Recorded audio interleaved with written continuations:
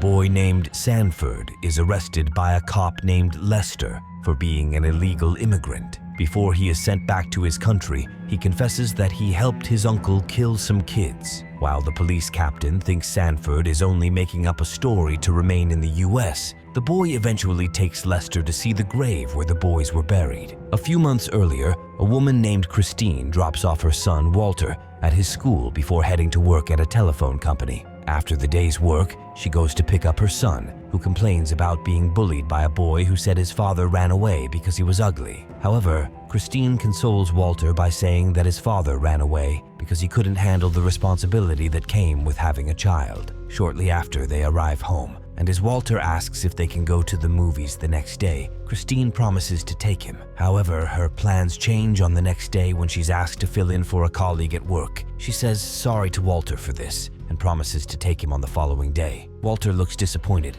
but he understands why his mom has to postpone. Shortly after, she waves him goodbye and leaves for work. Unfortunately, Christine has a lot to do at work, so she ends up leaving late. On her way home, her manager commends her work as a supervisor and mentions that he'd be open to consider her for a senior role at the company. Christine is happy about this, but she still leaves in a hurry to quickly get home to her son. As she gets home, though, she doesn't find Walter. This leaves her confused, because Walter is not the kind of boy who runs off without telling anyone. Christine then goes around the neighborhood to ask if anyone has seen Walter, but no one appears to have seen him in a while. Later that night, she calls the Los Angeles Police Department to report her son's disappearance. However, the officer who answers her call mentions that he can't file the case because kids are often fond of running away and returning much later. Christine says her son is not like that, but the officer still insists on waiting for Walter to show up by himself. The next morning, when Walter doesn't show up, the police department sends some men to ask what happened. Christine explains everything she knows,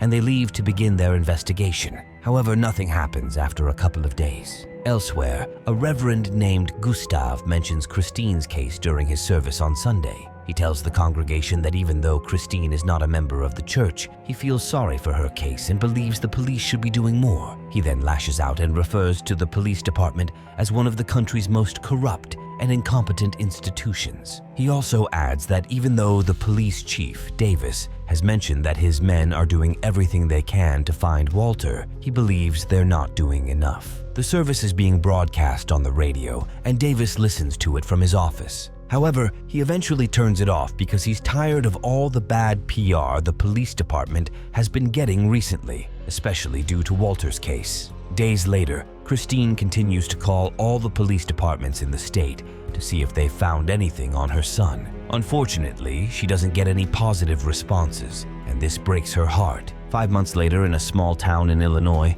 a man abandons his son Arthur at a diner after he fails to pay for their meal. When the boy's dad doesn't show up after a while, the shop owner decides to call the police. The next day, while Christine is at work, she gets a visit from a police captain named Jones, who informs her that her son is alive and well. Jones also mentions that Walter was found in Illinois with a drifter who is yet to be identified. Christine cries as she hears this, and her colleagues also hug her. On her way to the train station where her son is expected to come in from Illinois, Christine sees a lot of press officials present. Jones then tells her that the press doesn't like the police department, and it's good that they will finally report something positive. Following this, Jones takes her to meet Davis, who tells Christine that the police department did a lot of work to get her son back. He also encourages her to say a few good words about the police when she finally speaks to the press. Christine is not bothered by this, as she just wants to see her son. However, when she finally sees him, it turns out to be Arthur, so Christine says he's not her son. Jones is shocked by this, but he says it's likely that Christine doesn't remember how her son looks. He also mentions that the boy might have changed in the 5 months he was missing. Despite this, Christine insists that the boy is not her son. Jones glances at the press and realizes that it would be damaging to the department's reputation if anyone hears what Christine is saying. He then tells her to take the boy on a trial basis to see if she eventually remembers him as her son. Christine doesn't understand this, but Jones says she's likely in shock. He then asks Arthur for his name, but he says he's Walter. When he's asked where he lives, the boy also mentions Christine's address. He then hugs her and calls Christine his mom. She's still confused by this, but she agrees to take him home. With this, Jones gets the press officials to come closer. As they ask Christine how she feels, she doesn't say anything, but Jones mentions that she was initially in shock. He then gets Christine to take a picture with the boy. Following this, she heads home with him. While he's having dinner, Christine notices that the boy doesn't speak like Walter. Much later, while he's taking a bath, she also realizes that he has been circumcised. Because Walter was never circumcised, Christine gets enough reason to believe that the boy is not her son. She also checks his height and discovers that the boy is shorter. She goes to see Jones the next day, but he dismisses her doubts and says there's a reasonable explanation for the changes in her son. Christine keeps insisting that her son is still missing and the police department needs to keep looking for him. However, Jones says there's no need to keep looking for someone who has been found. He also makes her believe that something is wrong with her. After she leaves, Jones calls a doctor to visit Christine to make her see that the new boy is Walter. When the doctor arrives, he tells Christine that it's possible Walter's spinal cord shrunk in size and that's why he's shorter. Christine still doesn't believe this, but the doctor again makes her the problem. After he leaves, Christine calls Jones to tell him that the doctor didn't do his job well. However, Jones says the doctor's evaluation is final and that she needs to accept the boy as her son.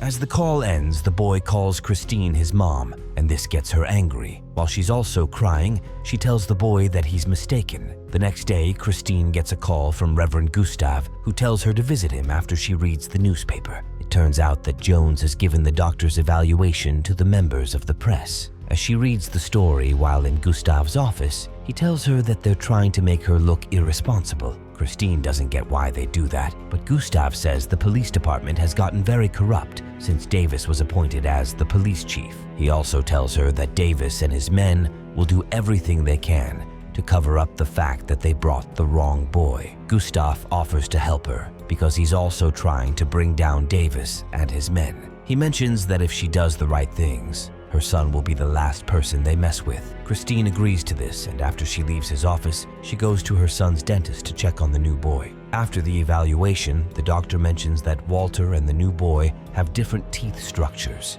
He also says it's impossible for Walter to suddenly develop the kind of dentition the new boy has. She then asks if he'll be able to write a report and testify in court if he has to, and he says he will. Following this, she goes to Walter's school and gets his teacher to evaluate the new boy. Unsurprisingly, the new boy doesn't know the teacher's name, and he also fails to sit in Walter's place. The teacher then confirms that the new boy is not Walter, and that she'll also be willing to testify in court. Following this, Christine goes to the press and announces that the police department made a terrible mistake of bringing another boy as her son. Jones hears this and gets pissed, so he asks one of his men to bring her to him. However, he adds that she should be brought in through the back. Meanwhile, an officer named Lester is assigned a case to arrest a boy named Sanford, who is living illegally in the US on a ranch owned by his uncle. Just as he leaves to get on with the case, Christine is brought into the police department. Jones then meets her and complains about her interview with the press. Christine says she just wants the police department to focus on finding her son,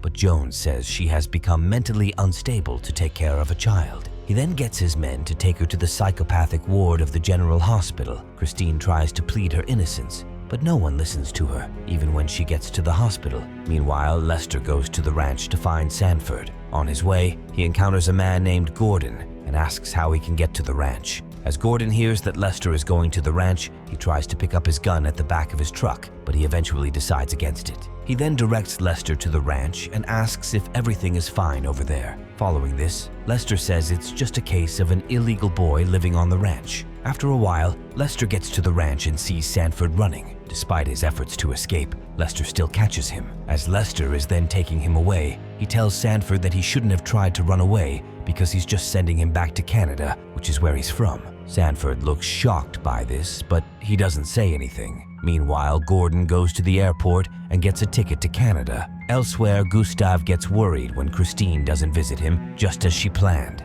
Despite this, he goes on his podcast and talks about how the police department gave her the wrong boy as her son. The next day at the hospital, Christine asks to see a doctor, but she's told that he's not around. While having lunch that day, she then meets a lady named Caroline, who is quite friendly to her. As Caroline asks Christine what's wrong with her, she says she's fine. Caroline then says she believes Christine because most of the ladies in the psychopathic ward were brought in for having problems with cops. Later that day, Christine finally meets the doctor, Jonathan, who accuses her of being mentally unstable when she says nothing is wrong with her. When she also talks about how the police brought the wrong boy to her, he claims she doesn't know what she's saying. Elsewhere, Sanford requests to speak to Lester before he's sent back to Canada. When Lester arrives, Sanford then tells him about how his uncle Gordon used to kidnap random kids and kill them at the ranch. Lester is shocked by this, and he brings the pictures of some missing kids for Sanford to identify if they were some of his uncle's victims. Sanford then picks several pictures, including one with Walter. He also mentions that he couldn't do anything to help the boys because Gordon threatened to kill him. Lester immediately calls Jones to inform him, but the captain says that Sanford is probably looking for a way to stay back in the US. Lester doesn't believe this, and he insists that an investigation needs to be carried out, but Jones tells him to bring the boy back to the police department and forget about his story. As he ends the call, Jones is informed that Gustav is around. Following this, he meets with the Reverend, who asks about Christine. Jones then says she has been taken into protective custody because she had a mental breakdown. This leaves Gustav shocked because he now knows that Christine is in trouble. Elsewhere, Christine is about to be forced to take a strange pill, but she refuses while saying she's all right. Jonathan then calls her to his office and tells her to sign a document to confirm that she's better. Interestingly, signing the document would make Christine agree that the police department found her real son. She refuses to sign this, and Jonathan forces her to get drugged. Caroline comes to defend her, but as she gets violent, she's taken into a room where she is tortured. Meanwhile, Lester goes against Jones's instructions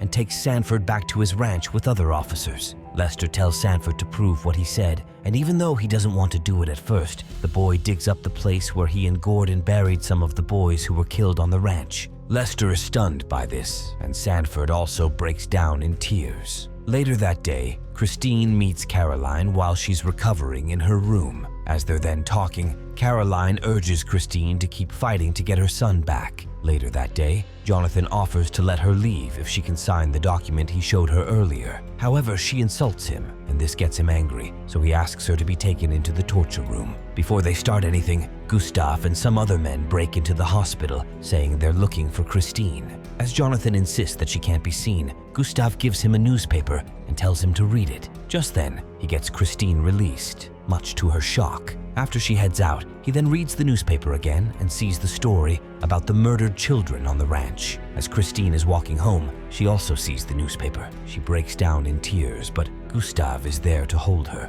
Elsewhere, Davis summons Jones and blames him for dealing with Christine's case poorly. He then tells Jones to admit to the public that Walter was one of the boys killed at the ranch. Jones is unsure about this because it has not been confirmed, but Davis says it's the only way to get the press off their backs. Meanwhile, Lester interrogates Arthur and asks why he lied about being Walter. The boy then says he only saw it as an opportunity to travel to Los Angeles. A few weeks later, Gordon arrives in Canada to stay with his sister, who looks shocked to see him. She also already knows about what he did, so she gets her husband to call the police to arrest him. Following this, Gordon is arrested and taken back to the US. The next day, Gustav introduces Christine to a lawyer named Han, who will be helping her fight the police in court. He also helps Christine get Caroline and the other innocent women in the psychopathic ward released. Days later, the mayor meets Davis to complain about how the actions of the police might harm his re-election bid. He then advises Davis to suspend Jones until the hearing is over. Days later, Han takes Christine to the court to watch Gordon's trial. There, she meets a lady named Leanne and her husband, whose son was also one of Gordon's victims.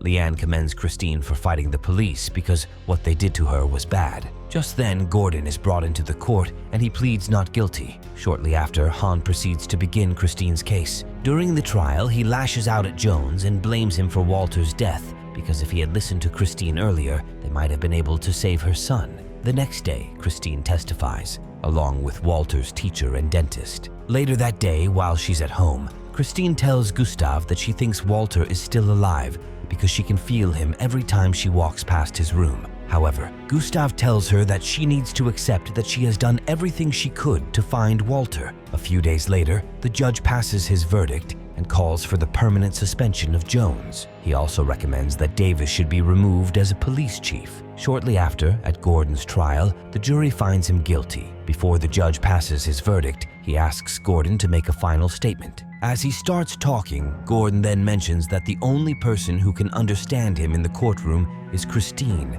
and it's because she's the only one who can understand what it feels like to be framed by the police. He then approaches Christine and tells her that he didn't kill Walter. Gordon is then dragged away, after which he is sentenced to 2 years in prison before he is hanged to death. 2 years later, Christine is still deep in the search for her son. While she's at it, Han comes in and tells her that Gordon has asked to see her before he's hanged. Christine is shocked by this, but Han says Gordon is finally ready to testify that he killed Walter, especially because he heard that she hasn't stopped her search. The next day, Christine meets with Gordon, but he then says he doesn't want to talk to her. He says he has made his peace with God and that he doesn't want to commit any sins again. Christine doesn't understand why he then called her, so she gets agitated and starts asking him for her son. He still doesn't say anything, and after a while, Gordon is taken back to his cell. The next day, Christine then attends the ceremony where Gordon gets hanged. Days later, while Christine is at work,